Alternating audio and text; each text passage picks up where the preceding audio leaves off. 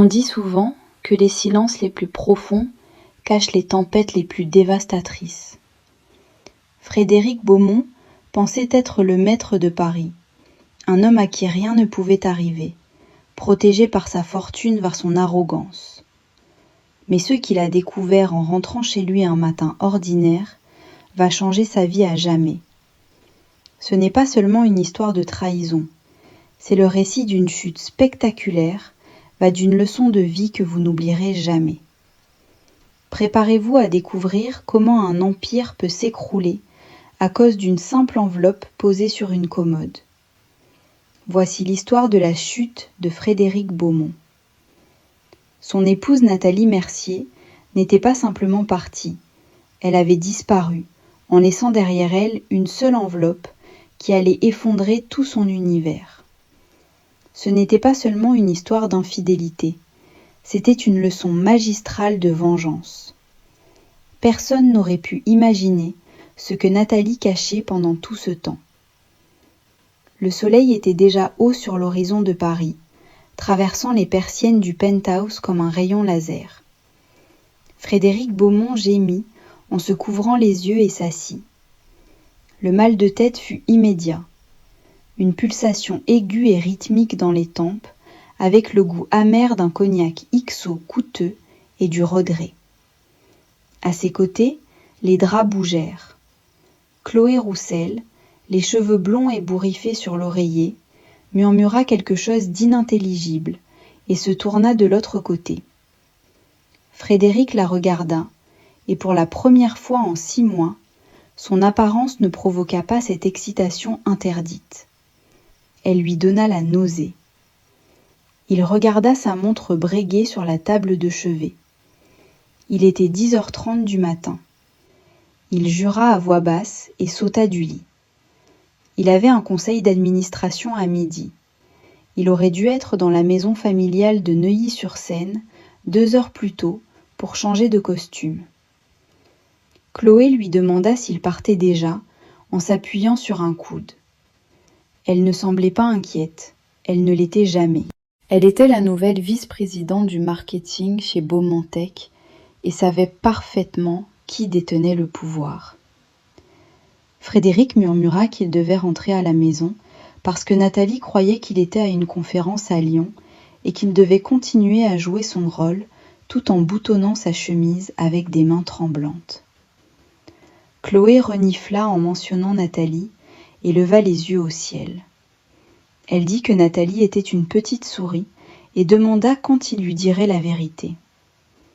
Frédéric répondit qu'il le ferait, mais pas ce jour-là. Il prit sa veste et sortit pratiquement en courant. Le trajet vers Neuilly-sur-Seine fut un brouillard constant d'anxiété. Il répétait ses mensonges en regardant le rétroviseur. Le vol a été retardé. Embouteillage terrible. Plus de batterie sur le téléphone. Le scénario habituel. Nathalie ne lui posait jamais de questions. Elle était l'épouse parfaite, belle, compréhensive et, pour être honnête, ennuyeuse. Elle gardait la maison impeccable, organisait des dîners élégants et ne demandait jamais pourquoi il sentait le parfum féminin ou pourquoi il rentrait si tard du travail. Il entra avec sa DS9 exécutive par l'allée du Grand Chalet au 142 rue des Chênes. C'était une demeure magnifique, preuve de son succès, mais ce jour-là, elle lui semblait oppressive. Il ouvrit la porte principale et appela Nathalie d'une voix de mari fatigué, disant qu'il était rentré. Silence. Normalement, il était accueilli par l'arôme du café fraîchement moulu ou de quiche maison. Nathalie cuisinait quand elle était nerveuse, mais l'air était froid et stagnant. Il entra dans la cuisine. Les plans de travail brillaient d'une propreté presque stérile. Il n'y avait pas d'assiette dans l'égouttoir, pas de courrier sur l'îlot central. Il fronça les sourcils et monta par l'escalier principal vers la chambre de maître. La porte était ouverte, le lit fait avec une précision militaire, les coussins décoratifs parfaitement alignés. Il appela Nathalie, pensant qu'elle serait dans la salle de bain. Il poussa la porte vide. Il n'y avait pas de serviette au sol. Aucun produit de soin personnel sur la coiffeuse. Un vide glacé se forma dans son estomac. Il se dirigea vers le dressing, celui qu'il avait fait construire l'année précédente pour leur anniversaire, afin de calmer sa culpabilité. Il ouvrit les portes et resta sans voix. C'était vide, pas désordonné, vide. Les cintres où pendaient ses robes de créateur étaient nus. Les étagères à chaussures étaient vides. Même les tiroirs étaient légèrement ouverts pour montrer qu'il n'y avait plus rien à l'intérieur, comme si elles n'avaient jamais existé. Il se retourna. La panique lui montait à la gorge. C'est alors qu'il le vit sur la commode en bois sombre, au centre de la pièce, reposait une grande enveloppe en papier épais et au-dessus son alliance. Le diamant capturait la lumière du soleil. La pierre de 3 carats qu'il avait achetée des années plus tôt pour la faire taire, après leur première grande dispute. Il marcha vers elle avec les jambes lourdes comme du plomb. Il prit la bague. Elle était froide. Il ouvrit l'enveloppe. À l'intérieur se trouvaient 3 piles séparées de documents. Le premier était un document légal, la demande de divorce. Le deuxième était une capture d'écran imprimée. C'était une photographie de la caméra de sécurité d'un restaurant. On y voyait Frédéric et Chloé se tenant la main à une table du restaurant Le Grand Véfour, l'endroit où ils n'avaient pas emmené Nathalie depuis des années. La date de l'image datait d'il y a 3 jours. Le troisième était une note écrite à la main sur son papier personnel. Dans la note, Nathalie disait qu'elle ne voulait pas y croire, que pendant 2 ans elle avait essayé de l'ignorer, mais que les virements bancaires sur le compte de Chloé, les nuits tardives, et enfin le fait de les avoir vus ensemble, avaient été suffisants. Elle disait qu'elle était fatiguée, qu'elle ne se battrait pas pour la maison, ni pour les voitures, qu'elle ne voulait pas de son argent, qu'elle voulait seulement partir, qu'il ne la cherche pas, que le temps qu'il lise cela, elle ne serait plus là. Frédéric resta à fixer le papier. Ses mains tremblaient tellement que la feuille se froissait. Elle savait. Elle le savait depuis 2 ans et n'avait rien dit. Il saisit son téléphone et composa son numéro. L'abonné n'était pas joignable. Il composa encore et obtint le même résultat. « Non, non, non » murmurait-il. Il descendit en courant au bureau vers le coffre-fort, tourna la molette et l'ouvrit brusquement. Son passeport était là, ses réserves d'argent liquide aussi, mais la boîte en velours où Nathalie Mercier gardait les émeraudes de sa grand-mère n'y était plus. Le dossier bleu où elle tenait la comptabilité domestique avait également disparu. Il se laissa tomber dans son fauteuil en cuir. Il aurait dû ressentir du soulagement. Chloé Roussel voulait qu'il quitte Nathalie. Nathalie venait de tout simplifier. Pas de pension, pas de dispute pour la maison. C'était le divorce parfait. Alors pourquoi sentait-il que le sol se dérobait sous ses pieds ? Les 48 heures suivantes passèrent comme dans un brouillard surréaliste. Frédéric Beaumont resta dans la maison vide, sursautant à chaque craquement du plancher, à moitié endormi, espérant que Nathalie entrerait avec les courses et s'excuserait pour la plaisanterie. Elle n'entra pas. Le lundi matin, il dut aller au bureau. Il mit une chemise froissée, incapable de trouver les vêtements du pressing que Nathalie récupérait habituellement le vendredi. Il ne put pas trouver ses boutons de manchette préférés. Nathalie les classait par couleur. Il ne trouva même pas les grains de café. Apparemment, elle gardait le paquet de réserve dans un endroit qu'il ne connaissait pas. Il arriva chez Beaumontech à 9 heures précises. L'immeuble de verre au centre de Paris le remplissait normalement d'énergie. Ce jour-là, il ressemblait à une cage.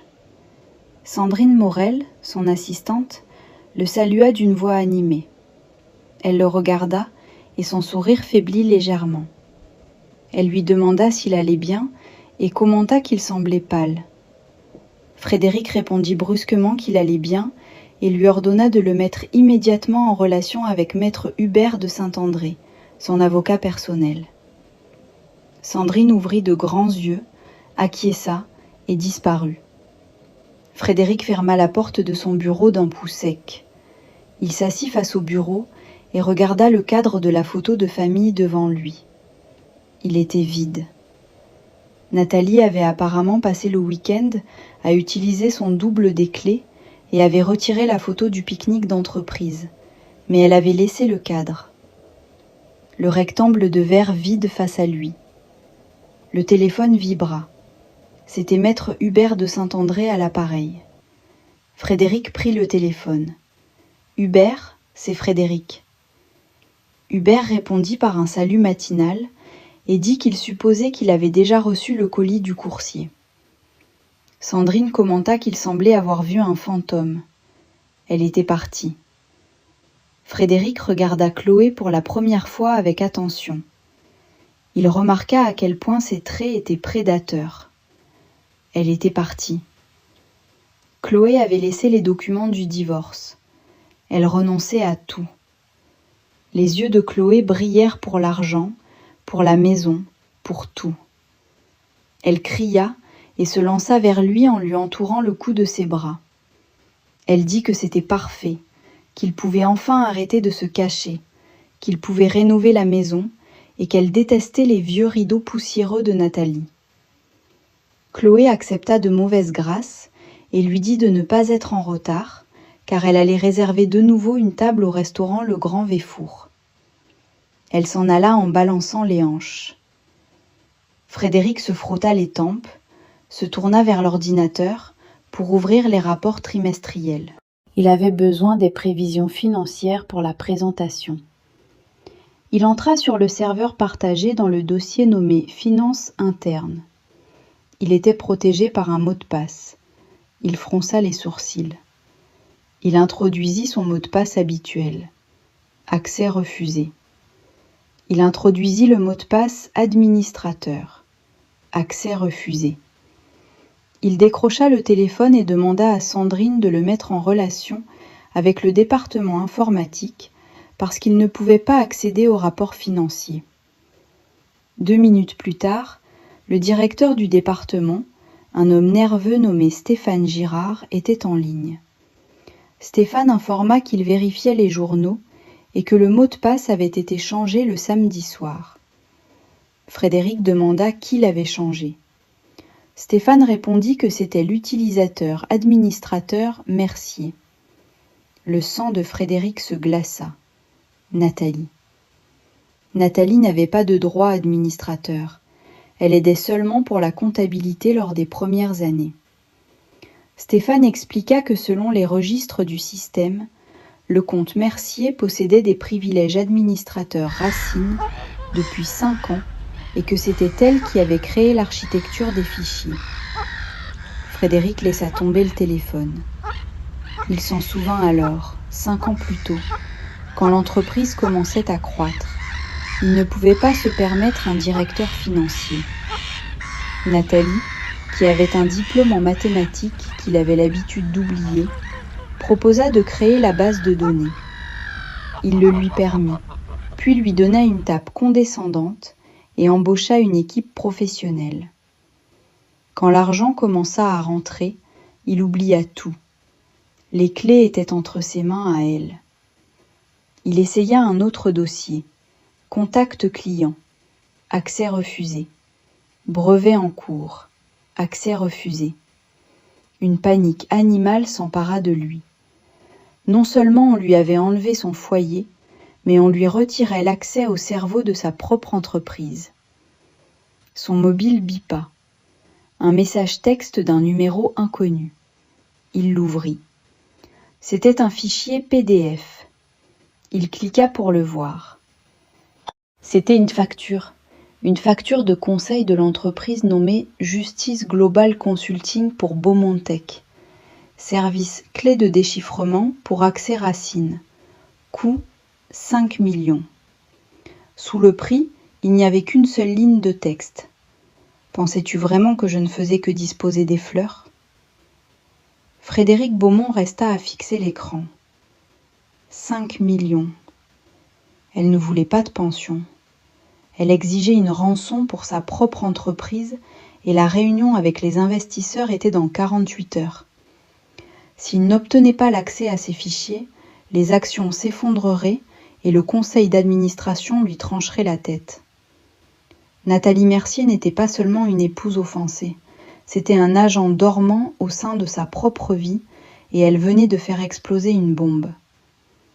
Frédéric était assis dans son fauteuil exécutif en cuir, regardant le curseur clignoter à l'écran. Le message du numéro inconnu lui brûlait l'esprit. 5 millions. Elle ne peut pas faire ça, murmura-t-il à la pièce vide. C'est de l'extorsion. Il saisit le téléphone et rappela maître Hubert de Saint-André. Hubert, j'ai besoin que tu présentes une ordonnance judiciaire urgente. Elle a bloqué les serveurs. Elle exige 5 millions pour les clés de chiffrement. À l'autre bout du fil, il y eut un long silence. Frédéric, écoute-moi très attentivement. Nathalie avait un accès autorisé à ces systèmes. Oui, je t'ai dit qu'elle avait créé cette architecture il y a des années, mais maintenant, elle retient l'entreprise en otage. Si elle possède des droits administrateurs qui n'ont jamais été légalement révoqués, elle n'a rien fait d'illégal. Elle a simplement changé le mot de passe sur un système auquel elle avait un droit d'accès. Nous pouvons la poursuivre. Bien sûr, nous pouvons déposer une demande d'obtention de preuves. Parfait, fais-le, grogna Frédéric. Cela prendra au moins 6 semaines pour qu'une audience soit programmée. Frédéric, peut-être 3 mois. Frédéric sentit le sang quitter son visage. J'ai une réunion avec des investisseurs dans 48 heures. Si je ne montre pas les projections, les actions vont chuter. Si elles tombent en dessous d'un certain niveau, la banque exigera le remboursement immédiat de mes crédits. Je perdrai l'entreprise Hubert. Alors je te suggère de la payer, répondit Hubert d'une voix sans compassion. Et Frédéric, si elle demande 5 millions, c'est parce qu'elle sait que tu les as, ou elle sait où tu les caches. Frédéric raccrocha, jura à voix haute et balaya une pile de papier du bureau. Ils volèrent sur le sol comme des feuilles mortes. Il avait de l'argent, ou du moins, il aurait dû en avoir. Frédéric avait son fonds d'urgence. Cet argent n'était pas sur les comptes joints, il était sur un compte d'une société écran en Andorre, enregistré sous le nom d'Orion Holdings. Il l'utilisait pour sortir des bonus et retirer des bénéfices avant qu'il n'entre dans les rapports officiels. C'était sa sortie de secours. Il entra sur le portail de la banque offshore, ses doigts volés sur le clavier. Nom d'utilisateur, Darlo Silla 1. Mot de passe. L'écran se chargea. Solde du compte, 14 320. Frédéric resta à fixer. Il cligna des yeux pensant que c'était une erreur. Il actualisa la page. Le même solde. En dessous apparaissait l'historique des transactions. Un seul virement, effectué il y a 3 jours. Virement West JC. Montant 5 250 000. Autorisation par clé physique. Clé numéro 2. Frédéric se laissa tomber contre le dossier du fauteuil, haletant. La clé physique numéro 2. Il gardait cette clé dans le double fond de son sac de golf. Nathalie ne jouait pas au golf. Elle détestait le golf. Comment l'a-t-elle trouvée ? Elle m'a vidé, murmura-t-il. Elle a volé mon argent pour me demander une rançon pour ma propre entreprise.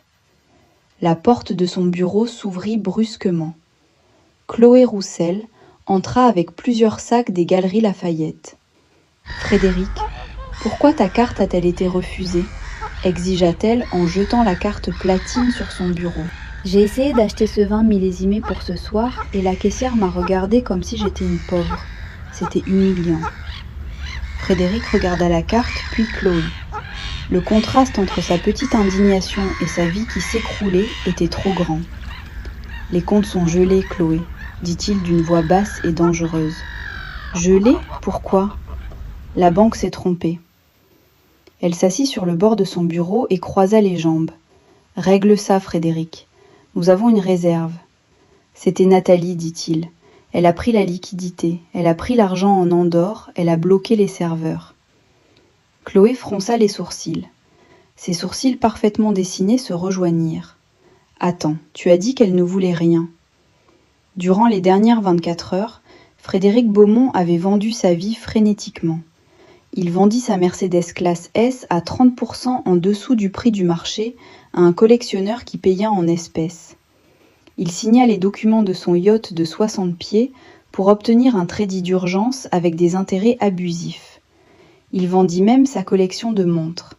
Il réussit à réunir 4,8 millions. Ce n'était pas suffisant. Il avait besoin de gagner du temps ou de négocier. Il se rendit à l'adresse du cabinet juridique de maître Hubert de Saint-André. Ce n'était pas dans les tours de verre brillantes du centre où se trouvait Beaumontec, mais dans le 8e arrondissement, dans un vieil immeuble en briques restaurées qui criait l'argent ancien et le pouvoir silencieux. Frédéric ajusta sa cravate reflétée dans la plaque de laiton qui disait cabinet d'avocat, service pour clients privés. Le secrétaire entra, un homme d'une 50aine d'années à la posture impeccable, il ne demanda pas son nom. Monsieur Beaumont, maître Hubert de Saint-André vous attend dans la bibliothèque. Frédéric traversa les lourdes portes de chêne. Le bureau était faiblement éclairé, il sentait le cuir et l'acajou. Les murs étaient couverts de livres qui semblaient ne pas avoir été touchés depuis des siècles. Maître Hubert de Saint-André était assis derrière un bureau massif. C'était un homme d'un âge indéfini, peut-être 50, peut-être 60 ans. Il portait un costume gris anthracite qui coûtait plus cher que la première voiture de Frédéric. Il ne se leva pas. « Monsieur Beaumont » dit maître Hubert de Saint-André. Sa voix était douce comme du gravier enveloppé dans du velours. « S'il vous plaît, asseyez-vous. »« Je ne veux pas m'asseoir, » dit Frédéric en restant debout pour montrer sa supériorité. Cela ne fonctionna pas. Maître Hubert le regarda seulement avec une légère lassitude.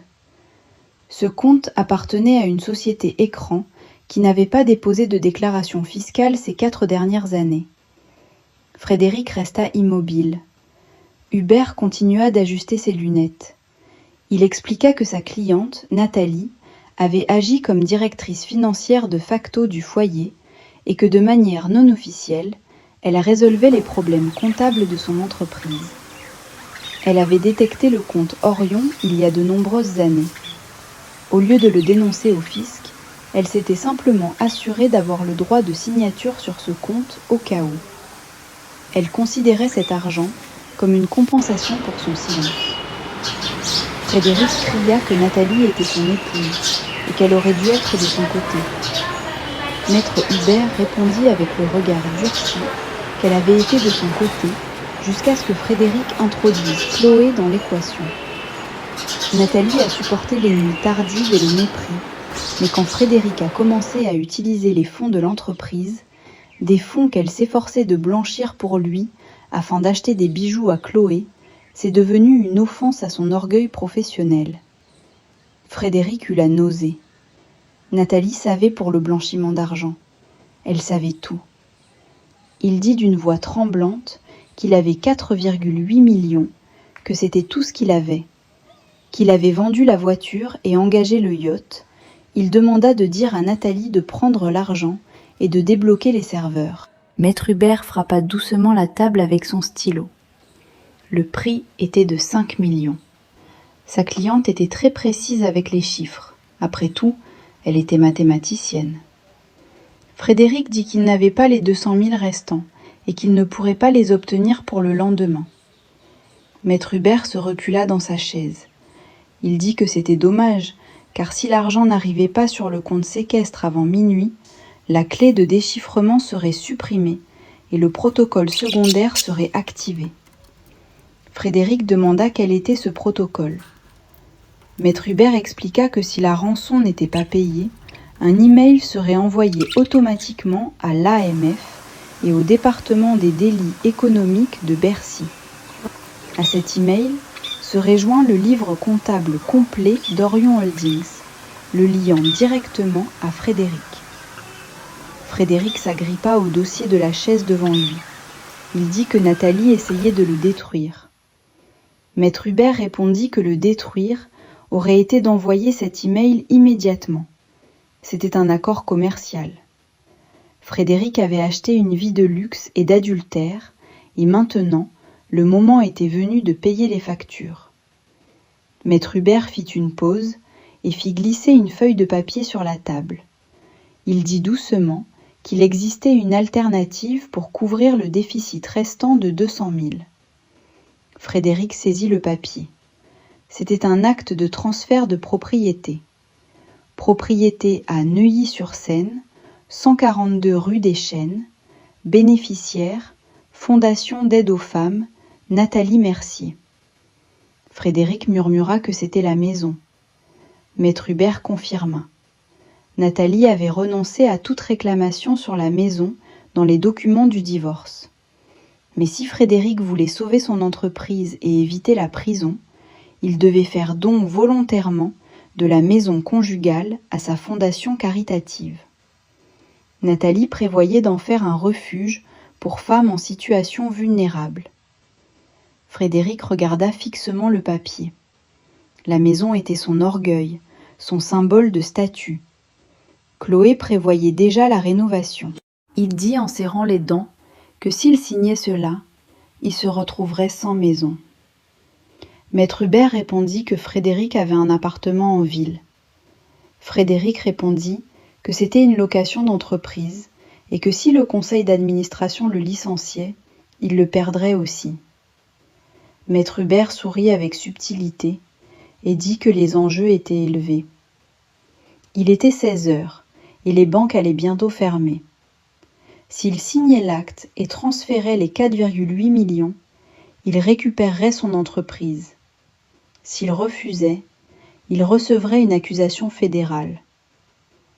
Frédéric regarda la plume Mont-Blanc sur la table.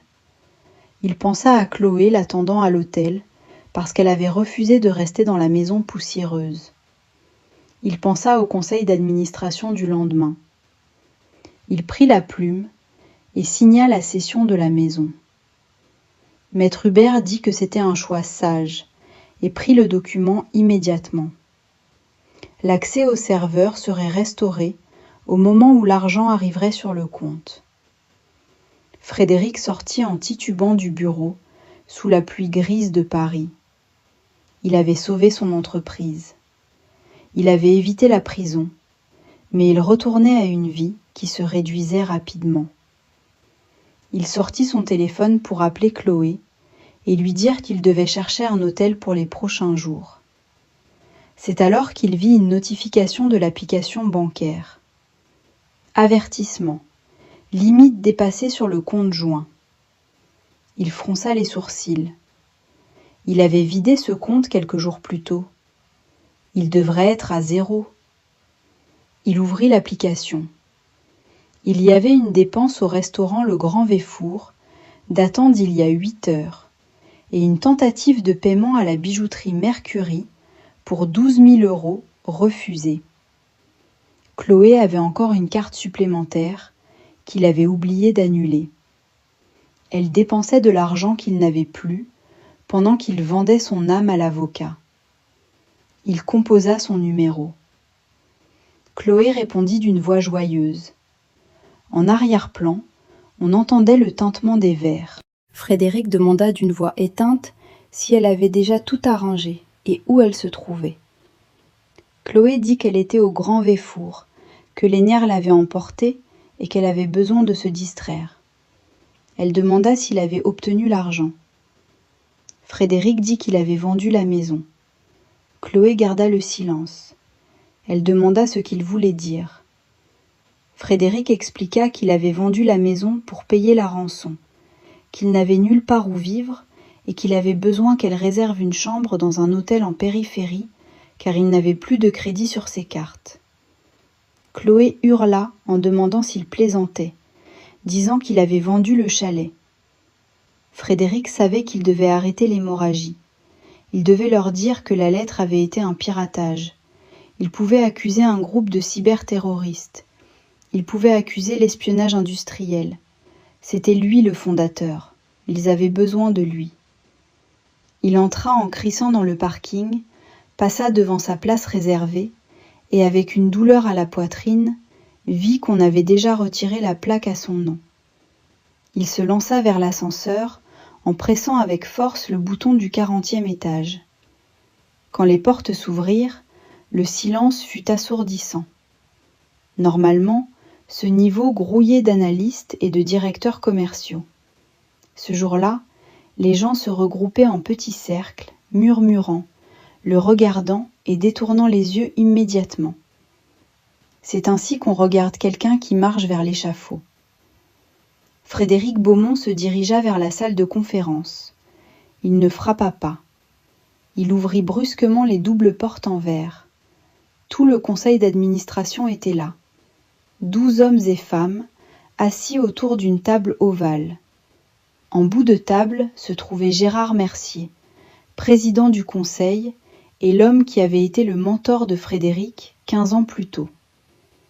Frédéric expira avec difficulté. Cette lettre, ce n'était pas moi. Ils ont piraté mon compte. Je n'ai pas démissionné. Gérard Mercier ne sourit pas. Il retira lentement ses lunettes de lecture et les posa sur la table en bois massif. « Assieds-toi, Frédéric. Je n'ai pas besoin de m'asseoir. J'ai besoin d'appeler la sécurité. Nous avons été pillés. » « Nous n'avons pas été pillés, Frédéric, » dit Gérard avec une déception terrifiante. « Nous avons reçu ta lettre et nous avons reçu le fichier joint. Comptabilité Beaumont, finale X. » Frédéric sentit le sang quitter ses jambes. « C'est faux, n'est-ce pas ?» Gérard fit un signe et sur l'écran à l'avant de la salle apparut une image. Sur le mur se projeta un tableau, le livre comptable d'Orion Holdings, mais ce n'était pas seulement des chiffres, il y avait des annotations.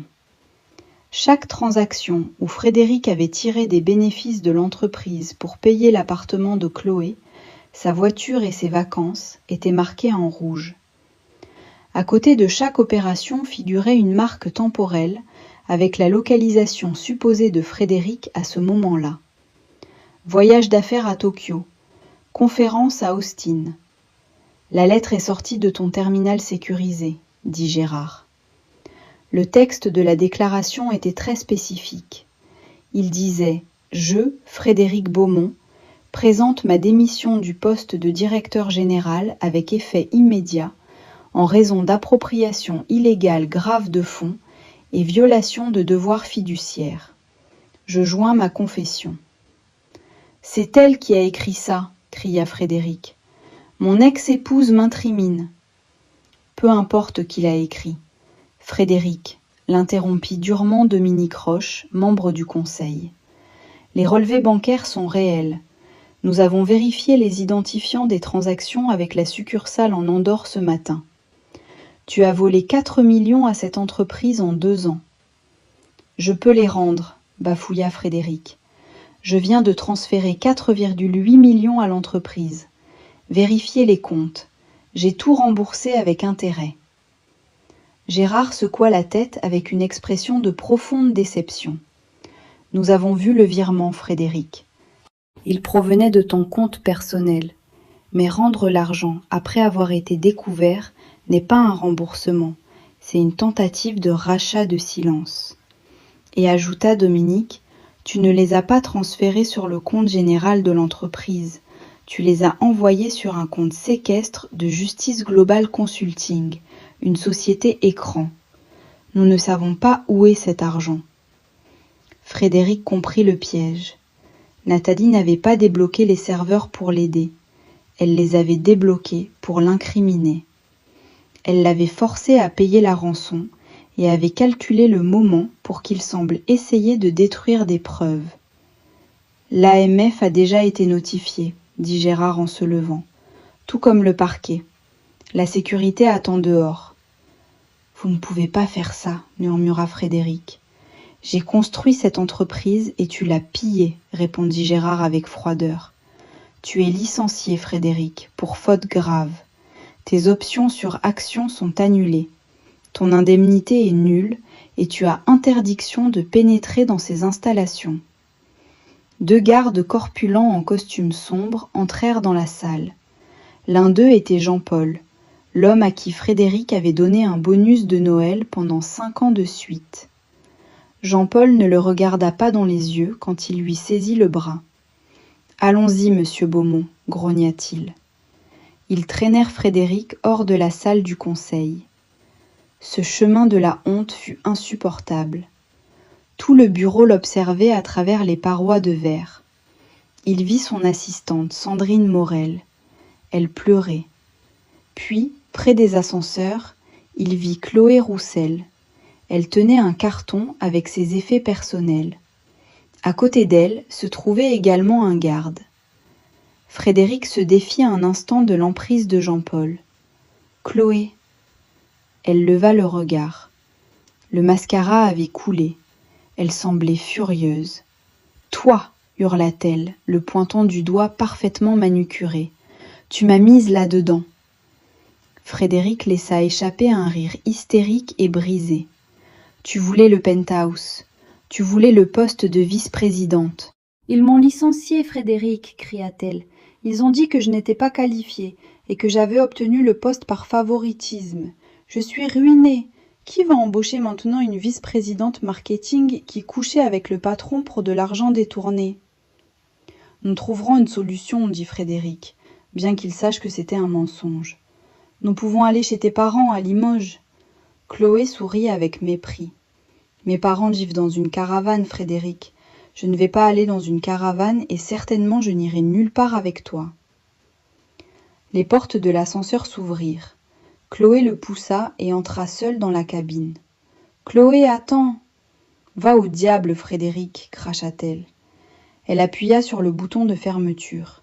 Frédéric regarda les portes se fermer, coupant le dernier lien avec la vie qu'il croyait avoir. Le garde Jean-Paul le poussa vers le monte-charge. « Par ici, monsieur !» 10 minutes plus tard, Frédéric était debout sur le trottoir sous une pluie torrentielle. Il n'avait plus de voiture. La société de location venait de bloquer la berline à distance parce que sa carte de crédit avait été refusée.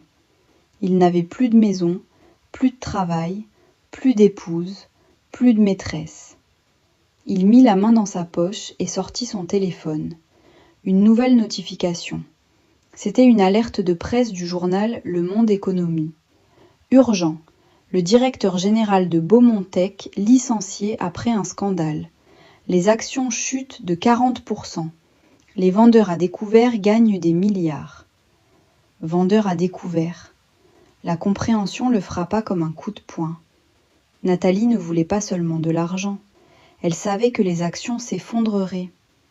Si elle avait parié à la baisse, il calcula rapidement. Si elle avait utilisé les 5 millions qu'elle avait pris pour ouvrir des positions courtes avant d'envoyer cette lettre, elle n'était pas partie avec 10 millions, elle était partie avec des centaines de millions. Frédéric s'appuya contre la brique mouillée de l'immeuble et se laissa tomber au sol en riant. Il rit jusqu'à manquer d'air. Il rit jusqu'à pleurer. Elle l'avait totalement trompé. La petite souris silencieuse s'était révélée être une lionne, et lui-même était entré dans son antre. 3 mois plus tard, l'air à Saint-Tropez était complètement différent de celui de Paris. Ça sentait les citronniers, l'eau fraîche et l'argent ancien. Nathalie Mercier était assise sur la terrasse d'une villa privée, avec vue sur l'eau bleue brillante. Elle portait une robe blanche en lin et de grandes lunettes de soleil. Un verre de vin blanc de Provence suait doucement sur la table à côté de son iPad. Elle n'était plus Nathalie Beaumont.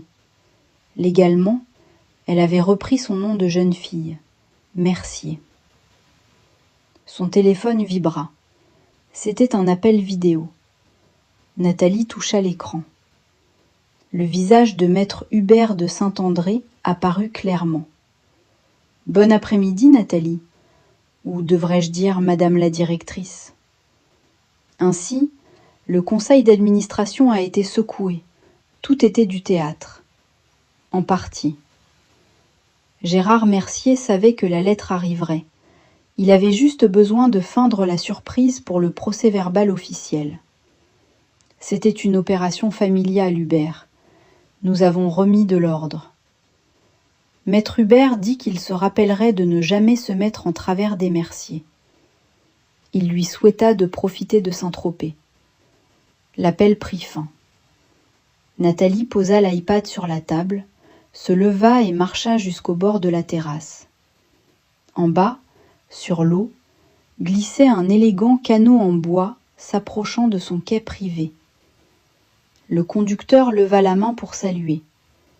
C'était un homme grand, aux cheveux sombres et aux épaules larges. Ce n'était pas un nouvel amant.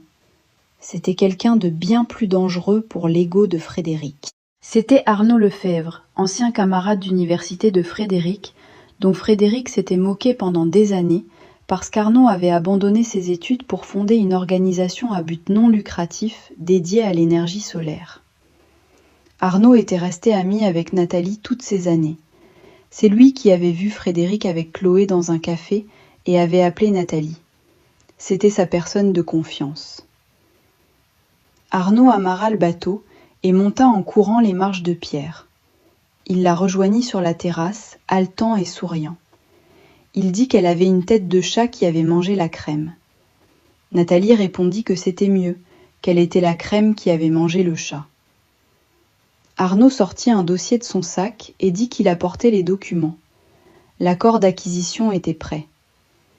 Nathalie ouvrit le dossier. Projet Phénix.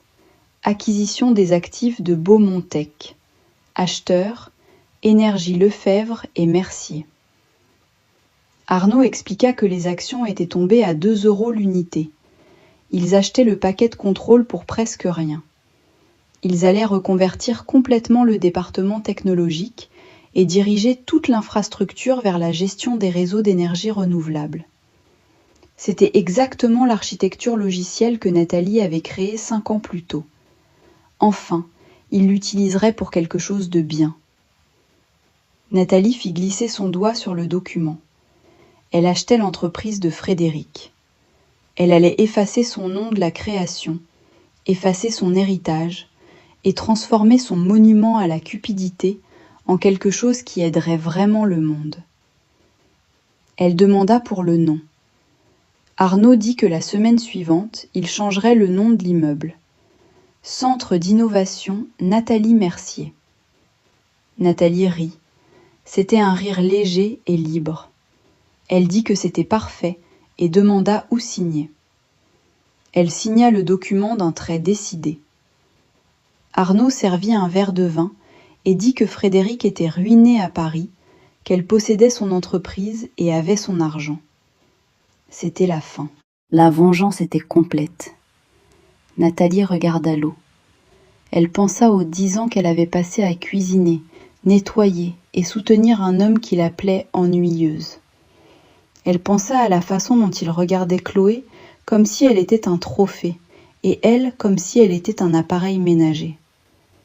Nathalie dit « Pas tout à fait ». Ses yeux se plissèrent légèrement. Il restait une affaire pendante. La maison, le chalet à Neuilly-sur-Seine, celui qu'elle avait transformé en refuge pour femmes. Elle demanda ce qu'il adviendrait de lui. Elle dit avec un éclat malicieux dans les yeux que le refuge avait besoin d'un concierge, et comme c'était une organisation caritative, il recevait des avantages fiscaux pour embaucher des personnes ayant des problèmes avec la justice. Arnaud resta bouche bée. Il dit qu'elle ne ferait pas ça. Nathalie répondit avec calme qu'elle avait déjà parlé avec la directrice. Ce matin même, ils avaient envoyé une offre d'emploi à l'avocat de Frédéric. Cela faisait partie du programme de travaux d'intérêt général. Si Frédéric voulait éviter la prison pour détournement de fonds, il pourrait nettoyer les toilettes dans la maison qui avait été la sienne, nettoyant derrière des femmes qu'il avait auparavant regardées de haut. Arnaud la regarda un moment puis éclata de rire. Il leva son verre et porta un toast à Nathalie Mercier, la femme la plus redoutable qu'il connaisse. Nathalie choqua son verre contre le sien et porta un toast au nettoyage. 6 mois plus tard, il se souvenait l'avoir acheté à Paris. Il se souvenait être juste là, avec une coupe de champagne à la main, portant un toast à son premier million.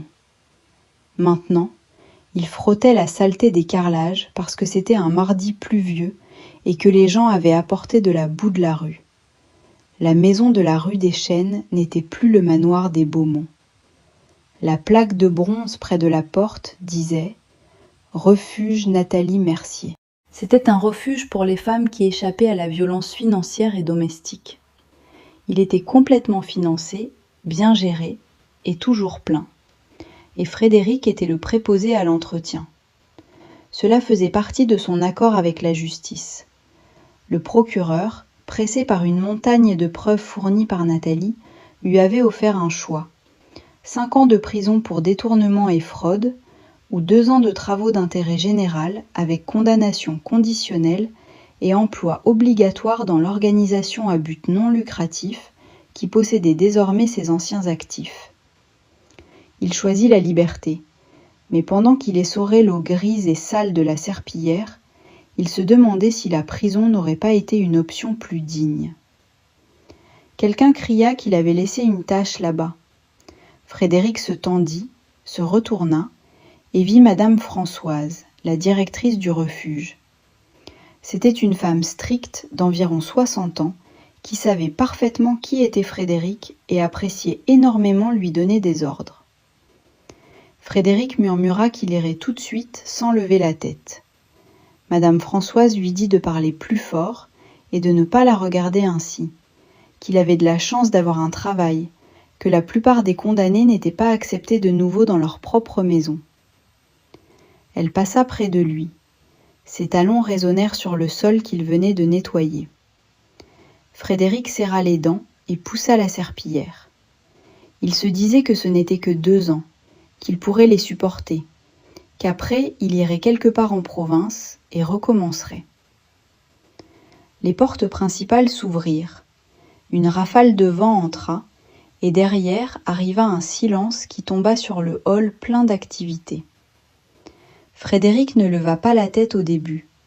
Il était concentré sur une tâche sombre persistante. Puis il remarqua que la réceptionniste s'était redressée. Il vit Madame Françoise sortir de son bureau avec un sourire qu'il n'avait jamais vu auparavant. « Nathalie Mercier, quelle agréable surprise !» Frédéric resta immobile. Il serra le manche de la serpillière si fort que ses articulations devinrent blanches. Il leva lentement la tête. Nathalie était debout à l'entrée. Elle semblait radieuse. Elle portait un tailleur bleu marine qui transmettait l'autorité. Ses cheveux étaient coupés en un élégant carré droit. Elle ne ressemblait en rien à la femme au foyer grise dont il se souvenait. Elle ressemblait à une directrice générale. Elle ressemblait à une reine inspectant son royaume. Elle était accompagnée de 2 personnes. L'une était Arnaud Lefebvre avec un aspect protecteur et attirant. L'autre était un photographe qui prenait des images du bâtiment. Nathalie salua Madame Françoise. Sa voix se projetait avec facilité dans tout l'espace. Elle dit qu'elle était juste passée voir la nouvelle aile de réception et que la semaine suivante, ils approuveraient le budget pour l'agrandissement. Madame Françoise répondit avec enthousiasme et les invita à entrer. Ils commencèrent à traverser le hall. Ils marchaient directement vers Frédéric. Son cœur battait contre ses côtes. La panique éclata en lui. Fuir, se cacher dans le local d'entretien. Non, il était Frédéric Beaumont. Il ne se cacherait pas dans sa propre maison. Nathalie s'arrêta devant lui et dit avec calme qu'elle avait seulement retiré le filet de sécurité dont il ne connaissait même pas l'existence. « Tu t'es détruit tout seul. J'ai seulement profité des restes. » Frédéric cria en gesticulant autour de lui qu'il avait construit cette maison, qu'il avait acheté ces rideaux et qu'il avait payé ce sol. « Et maintenant tu le nettoies, » dit Nathalie Mercier avec simplicité. « Cela semble poétique, n'est-ce pas ? Tu m'as traitée comme une servante pendant 10 ans. Tu as traité cette maison comme un hôtel. Maintenant, tu peux enfin apprendre le prix d'en prendre soin. » « Je n'ai rien, » murmura Frédéric Beaumont. « Chloé m'a quitté. Les amis m'ont tourné le dos.